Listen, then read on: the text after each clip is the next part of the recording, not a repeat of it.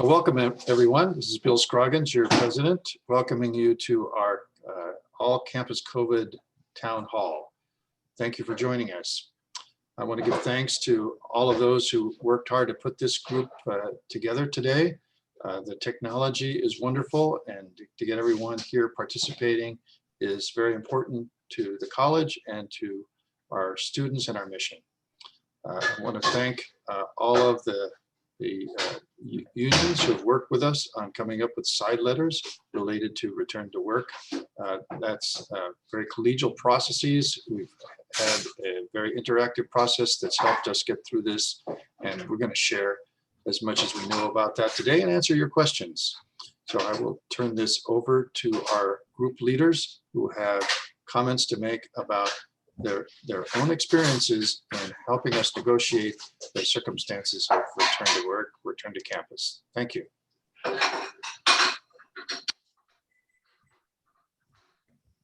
Thank you everyone for joining us. This is Yen Mai, Director of Marketing and Communication, and I'd just like to let you know that we're going to be starting with welcomes and then opening statements from the CSEA 651, CSEA 262, and the Faculty Association.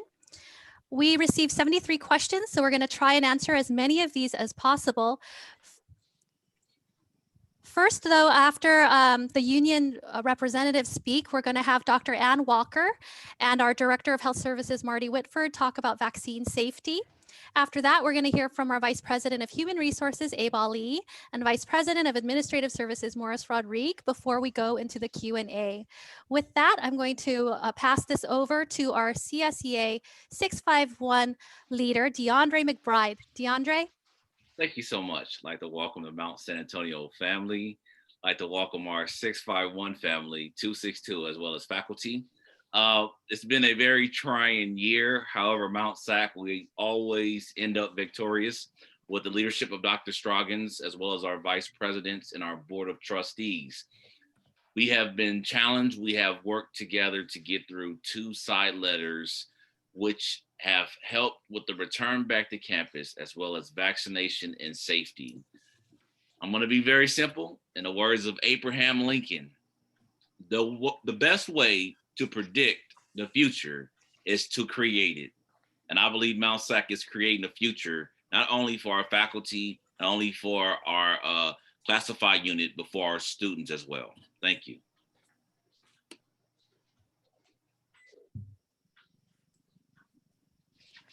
Next, we have Robert Steube, our CSEA 262 president.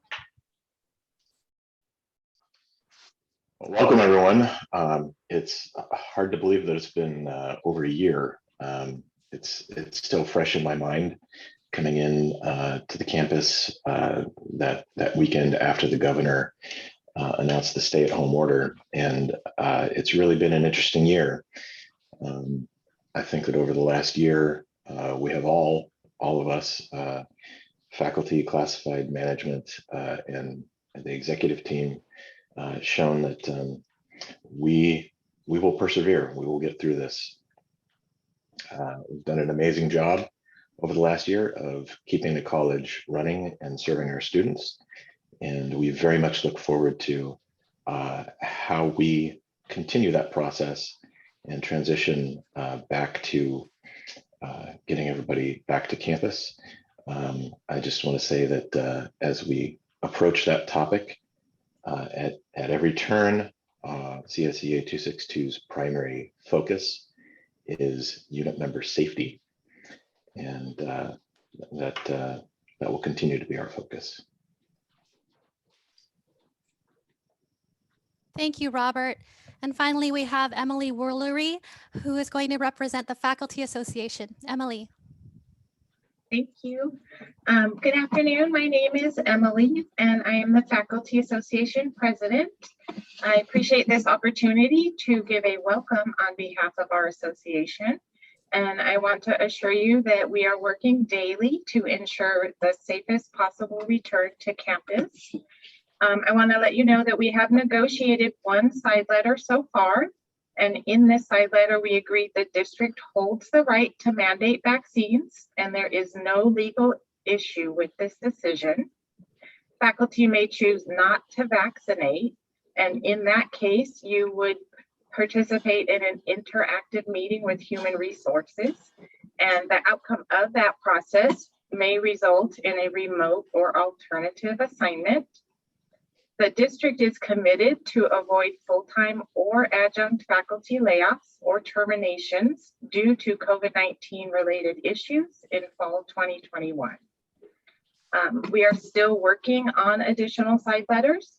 Agreement seems close on a few things that include language on banked leave, stipends for spot certification or other Senate approved certifications, and alternative assignments for fully displaced adjunct faculty. Discussion continues on other important issues, including the amount of LHE for on-campus reassignments, a return date for 11 and 12-month faculty, and virtual office hours. And finally, we are discussing often with the district the cleaning schedules for our buildings, the availability of PPE supplies, and HVAC upgrades or changes. And we share details as agreements are reached. Until then, please feel free to reach out to Sandy Esslinger. Sandy is our lead negotiator, or reach out to me. Your communications have been quite helpful so far, so please feel free to reach out as needed. Thank you. Thank you, Emily. At this time, Dr. Scroggins was able to see the questions that everybody had. So we have a series of discussions that will come up and hopefully answer a number of your questions. So Dr. Scroggins. So I'd like to begin with some background that I think will be important to the questions that have been asked. And so that first, why are we returning to campus? I think it's important to note that during the pandemic, we lost thousands of students. The students lost hope. Many of them experienced health problems themselves or COVID-related issues with family and friends. I know many of you, many of us have experienced those same traumas. So this is an emotional time for us all.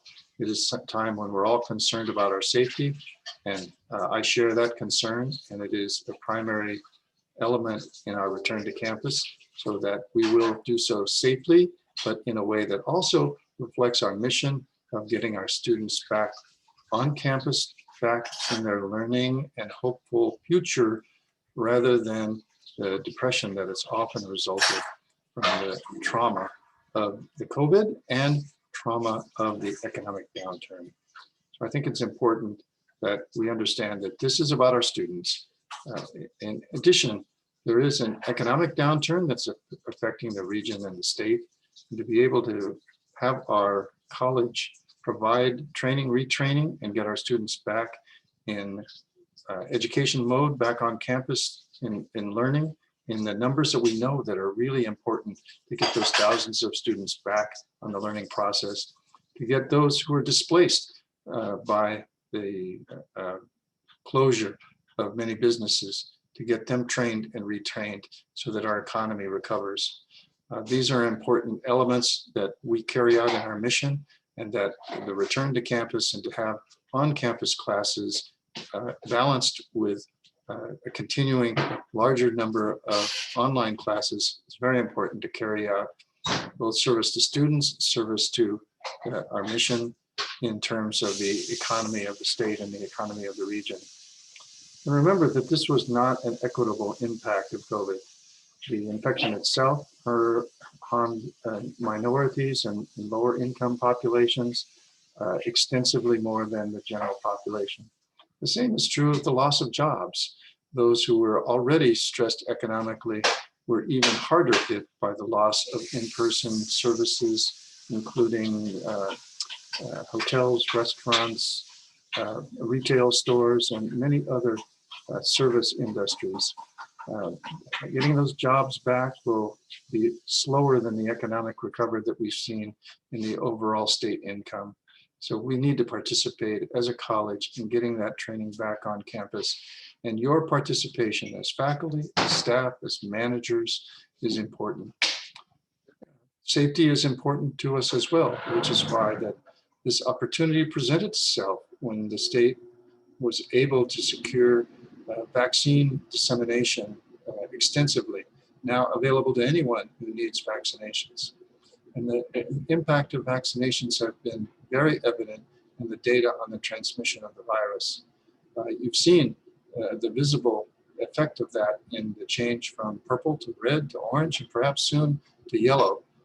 Even the governor setting as a goal by June 15th to reopen the state because of the target that he has set for low positive test rates, low transmission rates, low hospitalization rates, and very extensive availability of vaccines.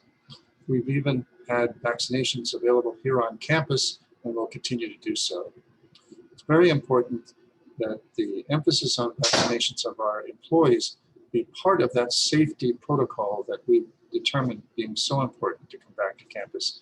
And we're very pleased to see how many of you have already turned in your return to campus forms indicating your status of being vaccinated or requesting either an exemption, a leave, or an accommodation. That process is really important. If you haven't turned in that form, if you haven't participated, I would encourage you to do that. It's part of a key element in our negotiations with your exclusive bargaining agents to be able to carry out the effective representation of you as individuals and to serve the college as a whole. We're reaching out to students. We've got an extensive campaign underway called Mount SAC is Back, where we will work with students to be sure that they themselves are vaccinated and are aware that we have vaccinations available on campus. And we realize that this is still April, well, almost May, and that we'll be back on campus on August 30th.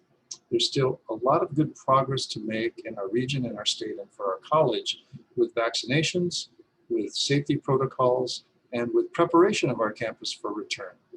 You'll hear some of that today about the improvements in our air quality, improvements in our cleaning protocols, including the general campus cleaning and the resources that are available both in facilities and to you personally, since we do have a great supply of personal protective equipment, cleaning products that will be available to all of you, and available to be sure that to maximum point possible, that this will be a safe return to campus. In doing this process, we want to be sure that we are communicating clearly that your own situation is really important to us. We know this is a stressful time for many of you in terms of your family situation, your children perhaps still dealing with return to school, and these transition periods can be very stressful. So as you go through this process of letting us know where you stand through this return to campus form, please know that Human Resources is well prepared if you need additional help through the interactive process to come up with solutions that work for you. You can tell that this has been a key element in working with your exclusive bargaining agents so that these return to campus side letters include clearly that option that's available to you to use the interactive process to come up with solutions that work for you, recognize the complicated issues that everyone has. While there's no uniform solution that we can say, well, this is what the outcomes are going to look like for the interactive process, that's because we know that each of you have your own unique situations that need to be addressed. And that may be affective behaviors or really serious issues that need direct intervention to make sure that you're safe and have what you need to have your ability to function, not just as a professional meeting our mission here on campus, but your individual situation to recover mentally, emotionally, and physically from the COVID pandemic. Well, thank you for being participants today, and we'll be available to answer your questions as they're needed. Yen? Thank you, Dr. Scroggins. At this time, we have Dr. Ann Walker, who's ready to talk about vaccine safety. That was one of the key questions that many people had. Dr. Walker, thank you. Thank you, Yen, and good afternoon. I'm Dr. Ann Walker. I work in student health services, and I think we're about to get to the first slide here in a moment. So first, I want to talk about the vaccine safety and efficacy. These are the 3 vaccines with emergency use authorization in the US. All 3 are considered to be highly effective. We know that the continued high efficacy of the Pfizer mRNA vaccine for both symptomatic and asymptomatic infection in Israel was seen even with the more transmissible B.1.1.7 variant as the dominant form of COVID when the data was collected. Real world numbers regarding prevention of symptomatic and asymptomatic disease in fully vaccinated persons has started to come in from the CDC as well as a variety of other sources. Next slide. There's some encouraging news about the benefits of vaccination extending to those who have not yet been vaccinated. In Israel, they're seeing a 50% drop in infections in children for every 20% increase in the vaccination of adults, despite the dominance of the more transmissible B.1.1.7 variant. Next slide. When a fully vaccinated person is found to have COVID infection, it's called a breakthrough infection. The CDC is tracking breakthrough infections based on public health department reports and vaccine adverse event reporting. As of April 20th, there have been just over 7,100 cases of breakthrough infections in over 87 million fully vaccinated persons, for a rate of 8 out of 100,000 fully vaccinated persons. 6 out of 1 million fully vaccinated persons were hospitalized, 1/3 of those for reasons not related to their breakthrough COVID infection. About 1 out of 1 million fully vaccinated persons have died. We know these numbers don't capture all the cases, but they are an indication of the infrequency of breakthrough infection. Next slide. Historically, you tend to see adverse effects of vaccines within 6 to 8 weeks of use, though rare problems may not be seen until a vaccine is in wider use. When the Pfizer mRNA vaccine came out, there were concerns about serious allergic reactions, which have remained rare and treatable. On the advice of the Advisory Committee on Immunization Practices, the FDA has resumed use of the J&J vaccine with the addition of a warning label about the rare clotting problem seen mostly in women 18 to 49. There were a total of 15 cases of this rare clotting problem identified out of nearly 7 million J&J vaccines given. The pause allowed time to give advice to healthcare providers and the public about the symptoms to watch for, which persons are most at risk, and how to treat the problem. With resuming the J&J vaccine in all adults, modeling suggests that there will be 26 to 45 additional cases of this rare clotting problem over the next 6 months. We would also expect to see 600 to 1,400 fewer COVID-related deaths based on use of the vaccine over those 6 months. Next slide. We're already aware of many of the bad outcomes for COVID. On average, 1 out of every 200 COVID patients will die. We know that deaths are more frequent in COVID patients who need to be hospitalized. As many as 20% of COVID patients develop clotting problems. That number is 30% in COVID patients in intensive care. Of hospitalized patients who do not die, we're seeing as many as 70 to 80% of them with long COVID symptoms 6 and more months later. We're also seeing long COVID symptoms in persons who were never ill enough to be hospitalized, maybe as many as 25% of them. Even if COVID no longer occurs as a pandemic, It very well may become an endemic illness, in part due to uneven vaccination and the likely development of animal reservoirs. Next slide. The numbers I've used for vaccine efficacy and safety and the outcomes for COVID illness are all estimates. There are many remaining uncertainties and counting issues for these numbers. Our focus needs to be on the orders of magnitude higher risk of illness and death from COVID compared to our best knowledge of the risks associated with COVID vaccines. Thank you for your time. Thank you, Dr. Walker.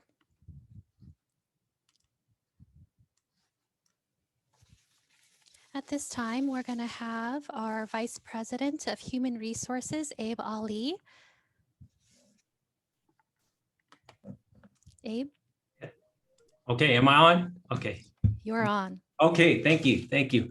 Aloha, everyone. My name is Abe Ali, Vice President for Human Resources. I'm going to give you an update on the vaccine clearances and a little bit about information about our accommodations process. And hopefully this will come to you in good tidings. All right, Human Resources continues to be working together with faculty, classified staff, and the meet and confer labor units to make the transition into a safe return to campus. I want to acknowledge the work of the Human Resources team for bringing forward return to work side letters, providing related training efforts in POD, and processing of return to work vaccination verifications and related accommodations requests. Soka, Alexis, Ryan, Leanne, Lisa, and the entire HR analysts, HR technicians, and administrative support staff have all done a remarkable job during this pandemic. They have displayed great effort to provide you with prompt, accurate, and courteous service. Beginning in April of this year, we've been encouraging all employees to come forward and submit their vaccination clearance or make an appointment with HR regarding an interactive accommodations process. Managers and employees continue to complete the mandatory employee clearance form that's on our public health site. And our managers are also receiving reports on a daily basis, 6 a.m. sharp, as to who is turning in the vaccination reports and their clearance status. As of this past Monday, we had 831 clearances come through our process. Of that 831, 758 were proof of vaccinations. That's 91%. 64 of that 831, or 8%, made an accommodation request. And then there was 9 or 1% sitting in the pending in our approval queue. So what these numbers tell us is that the vaccination, verification, and employee accommodations process are moving along smoothly. And we appreciate the employees coming forward, and regardless of whether it's a vaccination status or an accommodations, the earlier the better. And we want to acknowledge the employees that continue to come in and go through this process. As Dr. Scroggins indicated, the interactive process can be complicated. However, we are there as a listening ear and to connect resources, leave balances, and make appropriate accommodations and work with management to make sure that process runs smoothly. Our staff is confident that they are able to handle the load. I check on that every time I get a chance to, and they are working very well to make sure that the accommodations process is running smoothly. We will continue to follow the Los Angeles County Roadmap guidelines, as those guidelines will change as the state of California continues its path to reopening. I want to thank you, a big mahalo for hearing me out, and look forward to working together to promote a safe return to campus. Thank you, Abe. And next we have our Vice President of Administrative Services, Morris Rodrigue. Morris. Thank you again. Hello, everybody. First, I want to talk about the Return to Work Task Force. And just so everybody knows, this Return to Work Task Force is a broad constituent group of folks working across campus and have done a phenomenal job early on bringing back essential training classes and helping to develop protocols for safe operation on campus during this pandemic. And they continue to do that. The next piece that they've been working on has been the return, this phased in return we've been talking about in preparation for the fall. So we break out our return to work task force into various subgroups, and they work on different elements of the return. For instance, we have a subgroup for the vaccine clinics. As a matter of fact, our next vaccine clinics are May 13th and May 17th from 1 to 7. And that's in partnership with the health clinic.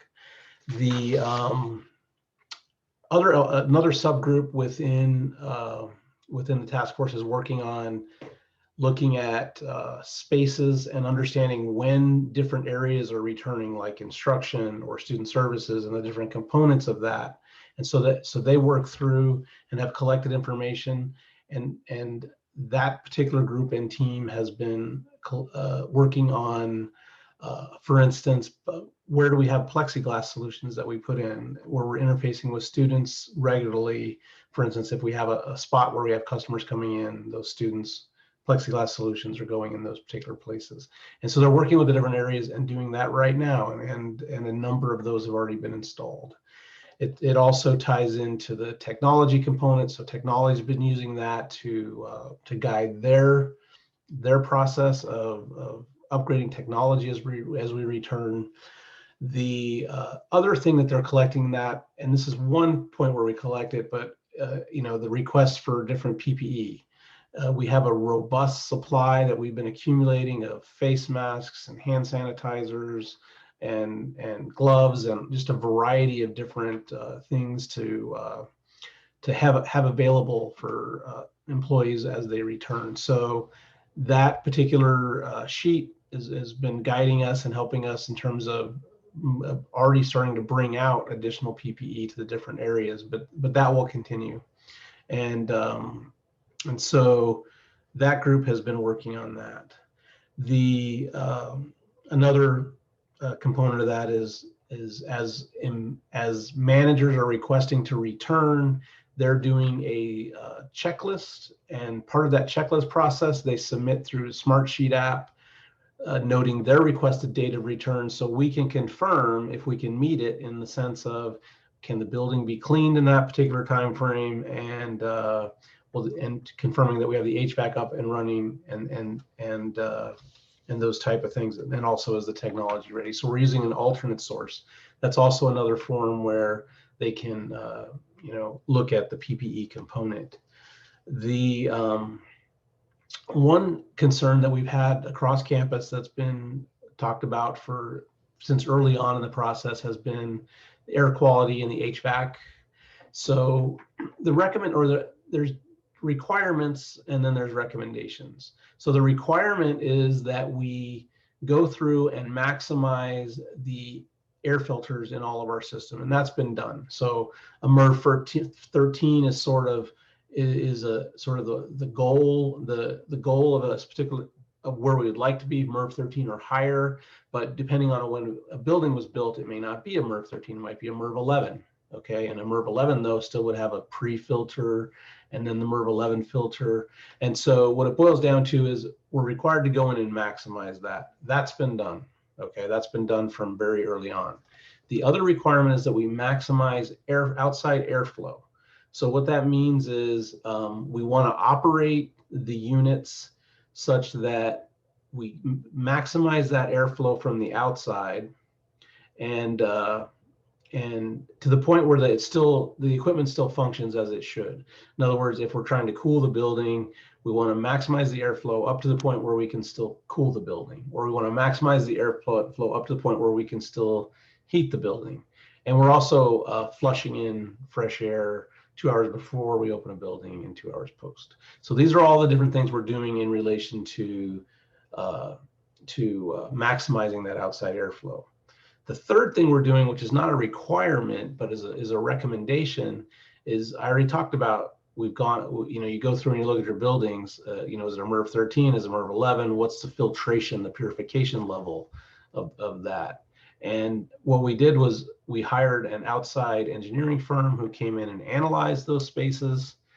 They came back with, okay, here's the buildings that are below, for instance, MERV 13, that could benefit from an additional purification system. And so we've got that recommendation, and now we're acting on that recommendation. So we'll be adding an additional supplemental purification unit to a number of spaces on top of what we're doing. And that's using something called bipolar deionization. But that was but we had it vetted. So basically the technology has been vetted by this engineering firm, and the recommendation's been made. And so that's the direction that we're moving in relation to the HVAC. And once again, we're going a step above in relation to that. The other thing I wanted to talk about, I know I have a limited amount of time here, was talking about a little bit about the budget and the impacts. So we've received a significant amount of federal dollars that are one-time dollars. And the great thing about these dollars is that we have them and that we can use them on COVID, mitigating the cost of COVID. So what it's done is it's allowed us to not impact our budget as a result of things that we've been doing to mitigate due to COVID. And so that's great news. Okay. As Dr. Scroggins mentioned early on, though, the other challenge with our budget is that the state is effectively propping us up for our FTS, and because our enrollment's down this year. So this year, that budget is not impacted in relation to our FTS because the state is holding us up with emergency conditions, right? They didn't provide COLA, so because of the budget challenges at the beginning of the year, but they have held us up even though the enrollment. And so there's a lot of, we've talked about, all the great reasons that we need to get our students back in preparation for the fall. They're hungry to come back, and we need to serve those students. But the other thing is to focusing on getting that enrollment back also will help support our funding because there's no guarantee down the road that the state will continue supporting that. So that's the budget component of it. And I think that was what I've got for you. Thank you very much, Morris. At this time, it's 4:05 p.m. We have about 25 minutes to have a question and answer session. Like we mentioned earlier, we had people submit questions in advance so that our campus leaders could prepare and hopefully answer your questions. We're combining similar questions. So if you submitted a question and it sounds a little different, it's probably because there were multiple questions that were similar, and we're just trying to address everybody's questions in a limited amount of time.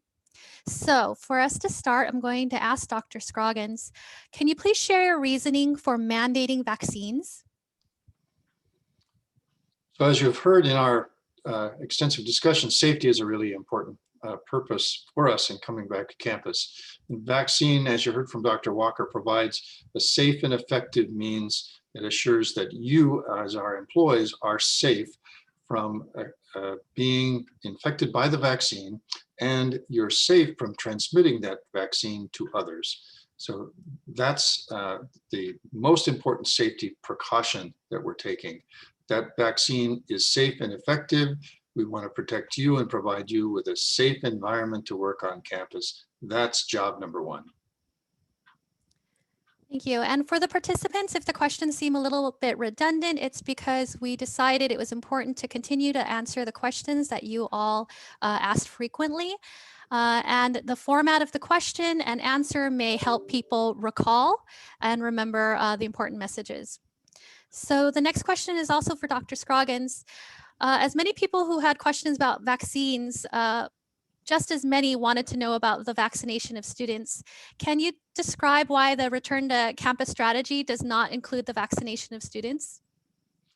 Yes, so what we're after is to get students back on campus. And we know that if there is a vaccination requirement, many of the students will not elect to get vaccinated and so would not be able to come back to campus. We are encouraging students to be vaccinated.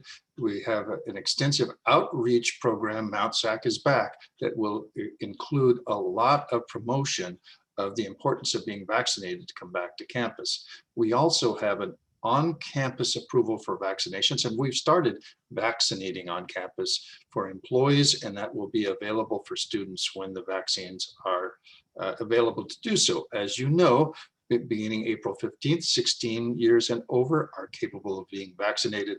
So we're vaccinating students who are on campus now and reaching out to them.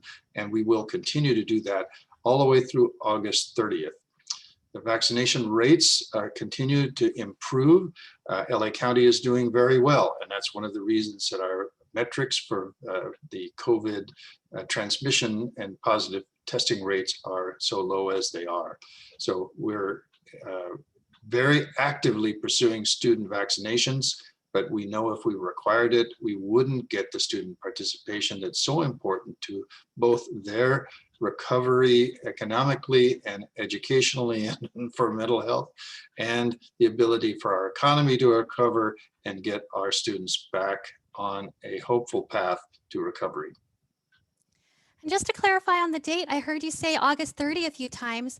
The schedule is changed for the fall to start on August 23rd. Is that right? So are you referring to the 23rd? I should have said August 23rd. Thank you. Yeah, no problem. Okay, so we also had a number of people ask this same question. They're wondering about the fall return strategy. And with LA County in the orange tier right now and being close to the yellow tier, they're wondering, why do you think we can return to campus with 80% of fall classes in person? So we will continue to follow LA County public health orders that, of course, currently here in April, require social distancing. That would not work for return to campus because that would limit us to approximately 25% occupancy of our classrooms and labs.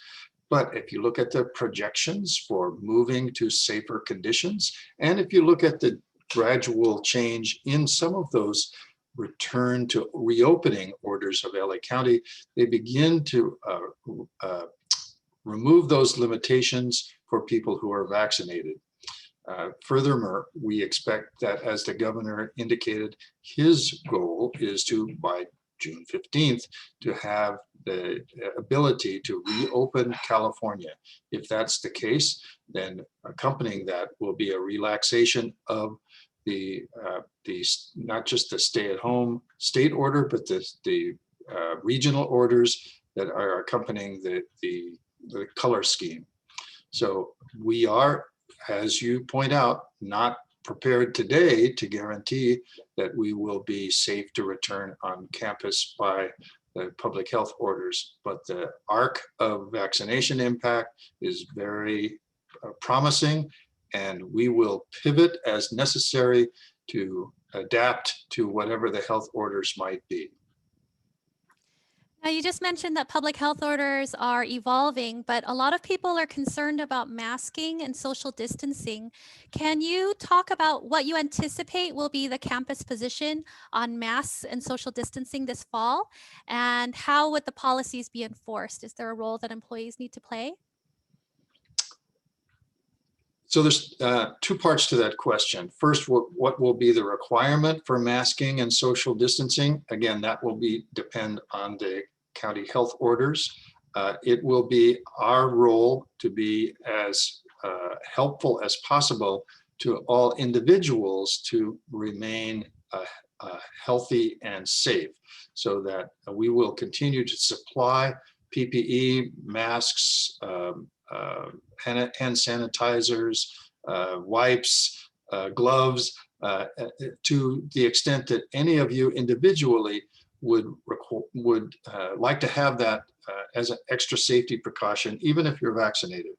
So you heard Morris talk about the extensive cleaning of buildings that we'll do.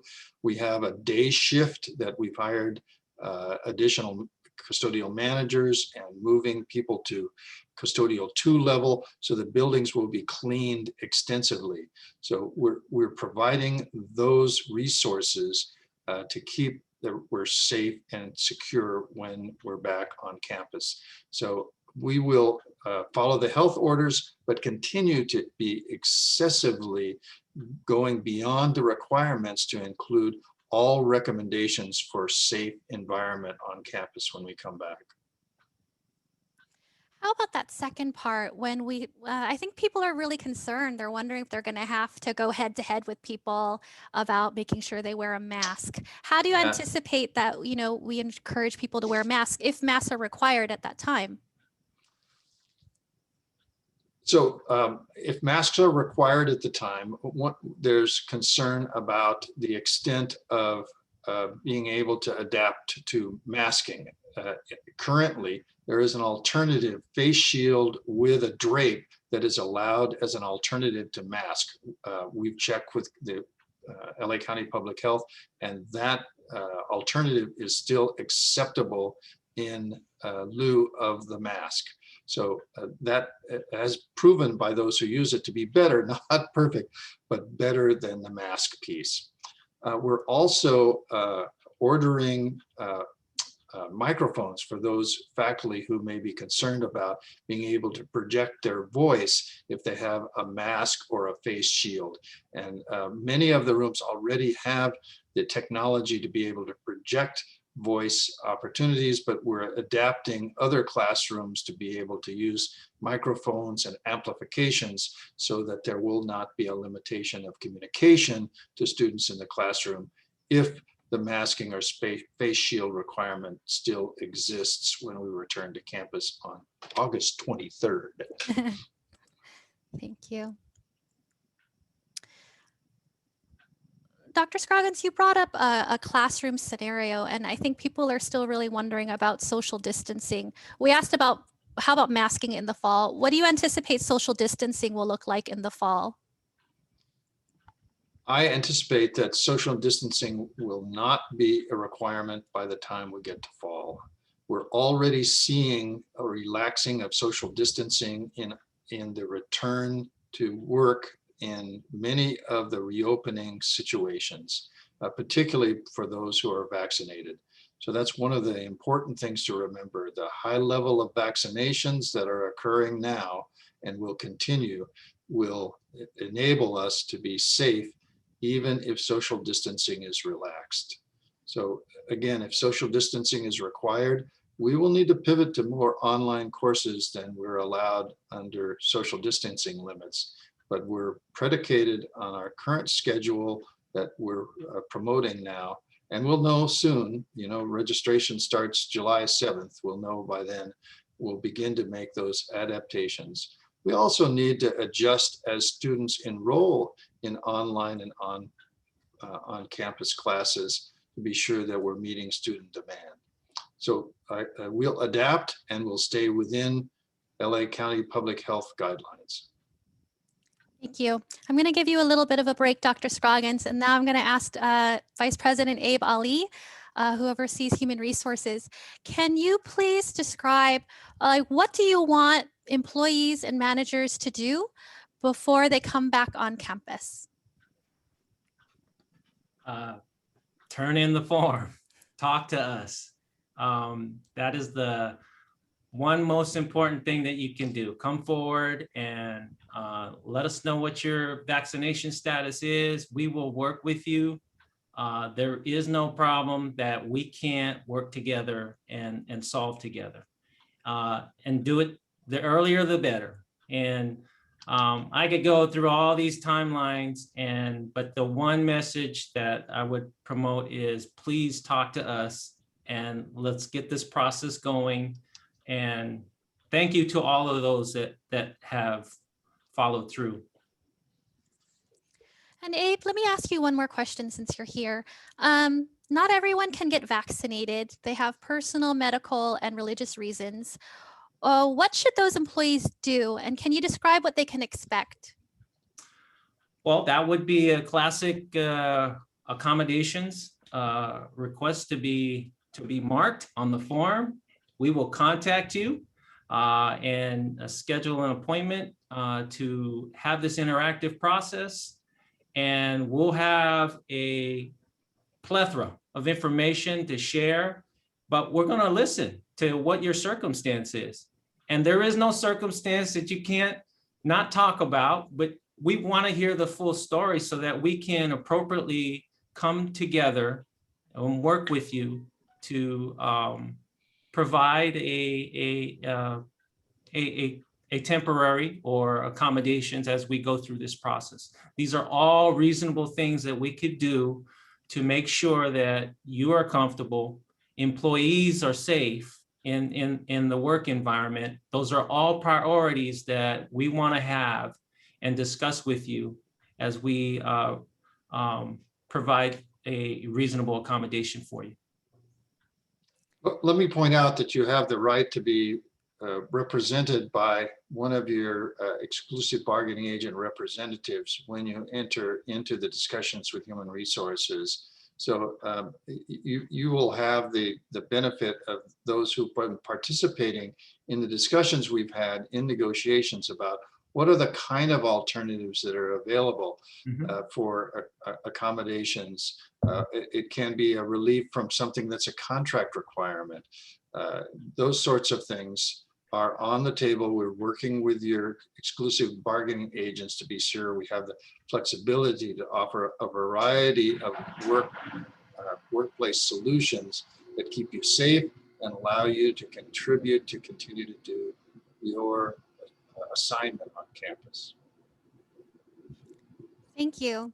I'm now going to ask Vice President Morris Rodrigue a few questions. I know he talked earlier about the air circulation that facilities folks were working on. And people are wondering, how does that work across campus? Because, you know, there are big buildings, there are small buildings. How are you going to work on air circulation for even the small buildings? What can be done for those types of areas? Well, once again, we've taken a look at all the filters. So the filters have been maximized, airflow is being maximized. The in the buildings where we can put in the supplemental purification, we're doing that. If you're in a space where you feel like you're not getting a good air circulation, you'd have to reach out to our HVAC folks to come and take a look at it. So we'd have to analyze that space on a case-by-case basis. But we're looking at all the buildings in terms of maximizing airflow. So once again, if you feel like there's a circulation issue in your area, we would have to look at those individually. Is there anything individuals need to do when it comes to things like those customer service areas that you described, or the cleaning materials, or having spaces cleaned? Do individual employees need to do anything to ensure that their areas are being evaluated? So right now we're working with the various managers to request PPE. So if your manager's reaching out or you're concerned, I would certainly reach out to your manager, and say, and if you have questions about needed PPE. But we have a robust supply. We're distributing in different areas. If you find that you don't have cleaning supplies, then we certainly can help you out with that. In terms of cleaning in general, as Dr. Scroggins mentioned, we have developed a higher level custodial position that trains at a higher level for cleaning. We have been aggressively hiring to make sure we have our complete contingent of custodial staff ready to go. I sat in and did interviews just last week, in the last week or two, making sure that we're getting to that maximum level. We're also looking at, providing as much opportunity for temps and those type of things. So we'll have that higher, we'll have the more folks on day staff. We're going to be hitting high touch areas more regularly, and we're focused on definitely a higher cleaning level coming in. And there will be plenty of supplies if people, have their own personal spaces around themselves that they want to wipe down and those type of things. But Morris, could you talk about signage that you're considering for the return this fall? yes, so the return to work task force, part of that spreadsheet that the one group with the PPE has is a signage component. So as the regulations change from LA County, right, then we'll adjust the signage. If you were in a space right now that is occupied and there's supposed to be 6 foot social distancing, there's signage talking about that. If masks are required, which they're absolutely required right now, there's signage asking you to wear masks. So we'll keep adjusting that signage based on LA County requirements. And so, for instance, if you're going into a restroom, then there may be a sign that says maintain 6 foot social distancing, and you'll want to do that. And so there's going to be reminders all over campus of what, and they'll reflect whatever the current requirements are at the county level. Thank you. Sure. All right, I'm going to ask a few questions related to instruction and classes, and it's going to go to you, Dr. Scroggins. We do have a new Vice President of Instruction coming in, Kelly Fowler, but for now, you're going to answer the questions on behalf of instruction. I'm ready. All right, so a lot of faculty, they're trying to plan for the fall, and they want to know what type of guidance can you provide them when they're planning for these classes, and what are your expectations for what should be held in person and what should be held online? So the deans and the department chairs have worked with faculty in each area to create a schedule for fall. It's being published now, and those include faculty assignments. So my suggestion is you have your faculty assignment, and as we do every fall, as we see student enrollment, we adjust those assignments to be sure that, if there's a class that's low enrolled, or if there's classes with big wait lists, we make adjustments. So too will we this fall take a look at the balance between what students are enrolling in face-to-face and what students are enrolling in online. And we're prepared to pivot on-campus classes to online for the need to meet student demand. And again, we'll work with the department chairs and individual faculty to be sure that those who are experienced teaching that course online, spot certified and experienced, would be the ones who would be able to pivot to change from on-campus to online. And that will be something that is dependent on that you've done that class that way before. We're not asking you to do a new online preparation.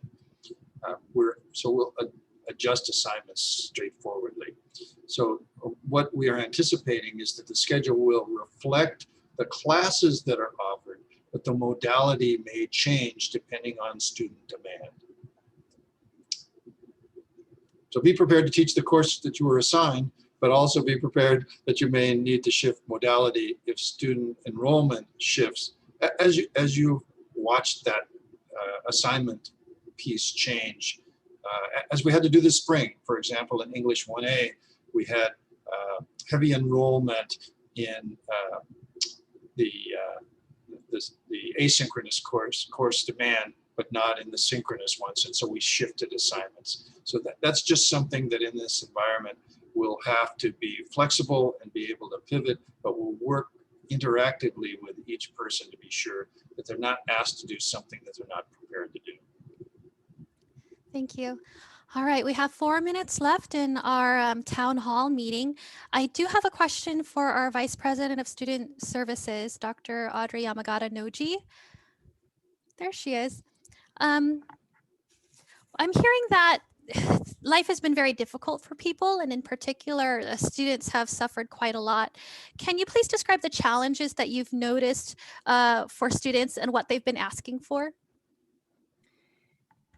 Just like all of us, our students have been challenged with many things, personally, health-wise, emotionally, and academically. So we know that many of our students have stayed away from us because they just can't learn through an online system.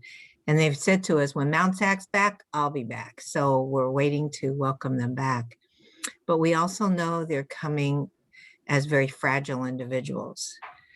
Many of them have lost family members due to COVID. Some of the students are reluctant due to anti-race or racist actions against students of color, and most recently, Asian Americans. We know that we need to be there to provide support psychologically and holistically to deal with their needs and issues. So Student Services has a plan to support students, and it will be one in which it's not just dependent for the students to come forward. We will go to them. So we are discussing to have mental health specialists around campus. Picture kind of a Charlie Brown, the doctor is in booth around campus with tents. Students can just walk up, have a conversation. We will have student ambassadors around campus, walking around campus, handing out masks, welcoming students, directing students, answering questions. We're adding more staff in terms of mental health. And we also are hiring social workers for the first time to kind of triage support services, because it's not just one thing. It's a whole multitude of things that students are dealing with. So we are ramping up to welcome our students and support them. We will be making suggestions for things that could be done in the classroom, ways that faculty may be able to address student needs and refer them, as well as some first week classroom activities. Thank you, Audrey. I know people have more questions, so we're going to try to incorporate them into the COVID-19 website. Dr. Scroggins, do you have any final words in the last minute or so that we have? Yes, I certainly do. I think that we've done great work with your exclusive bargaining agents, and we still have more conversations with both the Faculty Association 262 and 651 as we move towards the fall. So use your exclusive bargaining agents to share some of these concerns, because we do negotiate solutions that benefit the college and you as employees. And then finally, do turn in the return to campus form. It's the way that we know if you need an exemption or an accommodation. And while you may not know your circumstance today, we're focusing on resolving those circumstances by the 1st of July. So if you don't do it right away because you're not sure of your circumstances, at least communicate with us that, yes, I'm in an uncertain situation now, but I'm prepared to respond by a certain time when we'll be able to work out the circumstances of your return to campus. We're here for you. We understand the challenges that you face individually and professionally, and we'll be responsive to your situation as we meet student needs.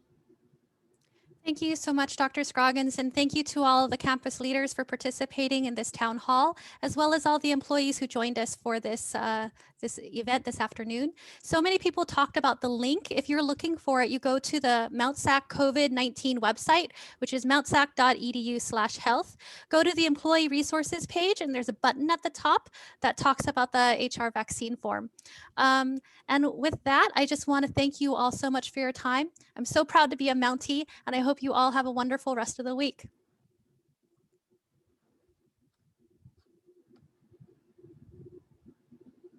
Thank you to our interpreters and transcribers as well.